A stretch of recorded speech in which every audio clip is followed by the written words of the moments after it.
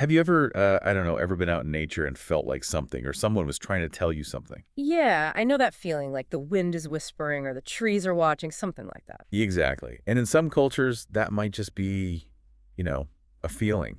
But in Iranian folklore, that feeling might be a mythical creature trying to get your attention. Ooh, okay. I'm intrigued. Welcome to Iranian Things, episode 88. I'm Q-Mars. I'm Tanaz. And today, we're taking a deep dive into the world of, well, a creature who rides the winds, a guardian of nature. A guardian of nature. Yeah, but also a punisher of those who harm it.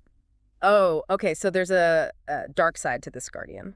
Definitely. And understand this, we're traveling to a very specific place, Okay. the remote region of Pahreh. It's in southwestern Sistan and Baluchestan province in Iran. Okay, I've heard of Sistan and Baluchistan, but not Pahreh. What's it like there? Think rugged mountains, vast deserts, very isolated. It's the perfect setting for, well, a creature of myth and legend. And what creature is that? The locals call it Pilardi. Pilardi. Okay, just the name sounds imposing, almost. Yeah, it definitely has a certain weight to it. So what's Pilardi like? I mean, what does it look like?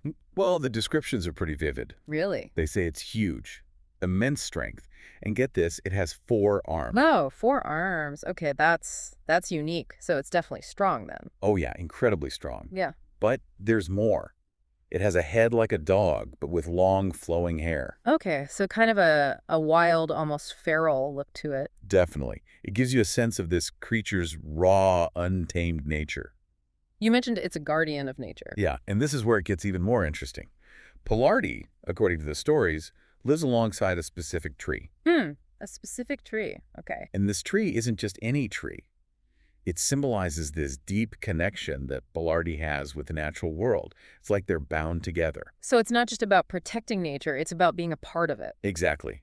And this connection goes beyond just plants. Pilardi is also fiercely protective of animals. So it's like a guardian of all living things in nature.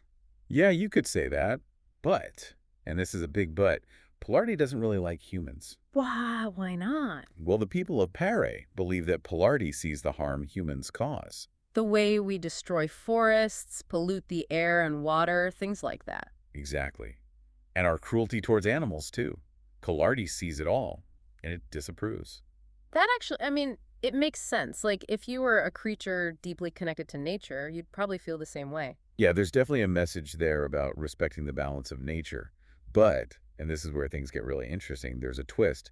Pilardi can't directly harm humans. Wait, what? Why not? It sounds powerful enough to do just about anything. Because it swore an oath. An oath to who? A sorcerer, a powerful one, named Mir Vardan Vir. Mir Vardan Vir. Okay, another name to remember. And what kind of oath would a creature like Pilardi make to a sorcerer? That's the million-dollar question, right?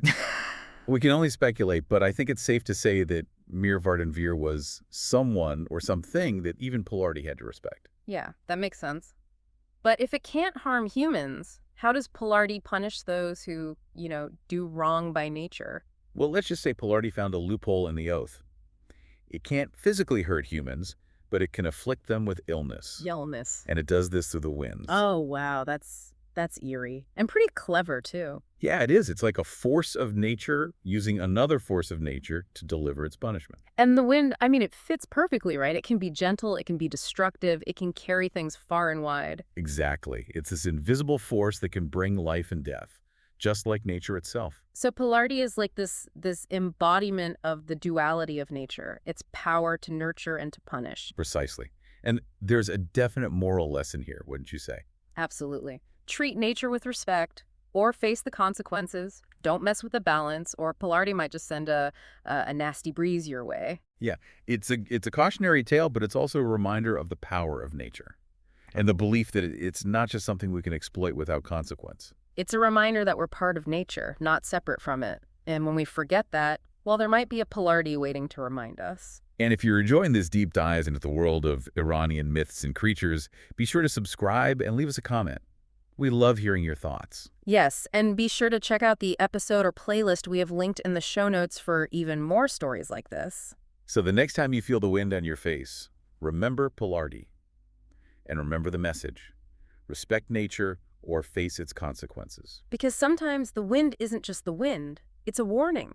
It might just be Pilardi watching. Yeah, Thanks for listening. See you next time.